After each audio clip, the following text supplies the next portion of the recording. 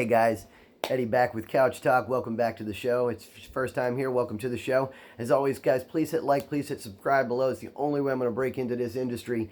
We're going to continue our series on the Bill of Rights today. Today's kind of a weird one. And honestly, if the audience has greater understanding of this amendment than I encourage you guys to make your voice heard below. But it's the 7th Amendment to the Constitution. Here it goes. In suits at common law, where the value in controversy shall exceed $20, the right of trial by jury shall be preserved, and no fact tried by a jury shall be otherwise re-examined in any court of the United States than according to the rules of the common law. Now, it's kind of a weird one.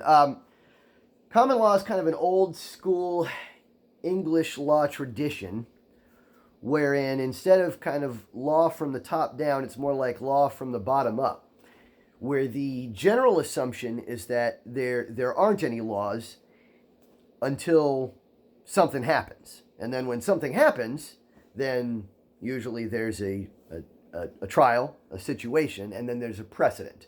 And then that precedent kind of establishes the law going forward. So kind of in a law where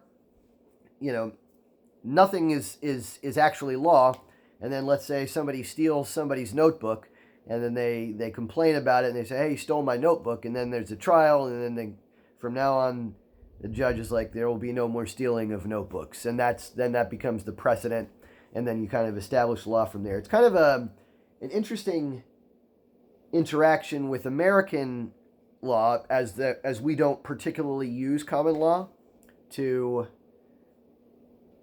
govern, although we do have a strong sense of precedent in our legal system. So what cases this amendment actually touches is a little bit confusing to me. I think that it's mostly handled in federal civil suits regarding employment disputes, so like it can perhaps touch some discrimination cases, some car accidents, corporate breach of contract, that kind of thing, especially like an international thing.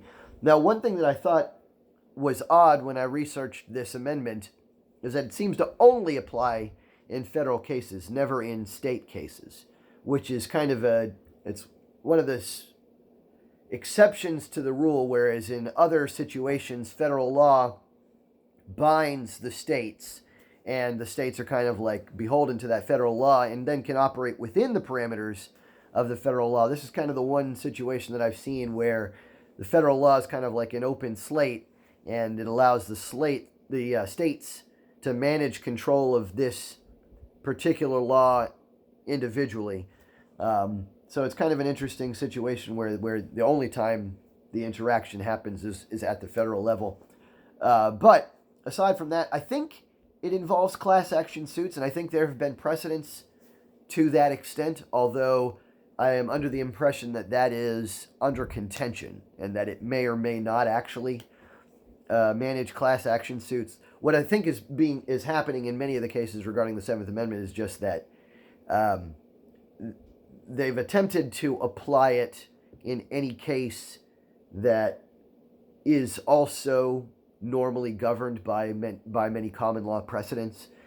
So it's kind of like a historical context, whereas it was used for this in the past, and so we're going to use it for that going forward.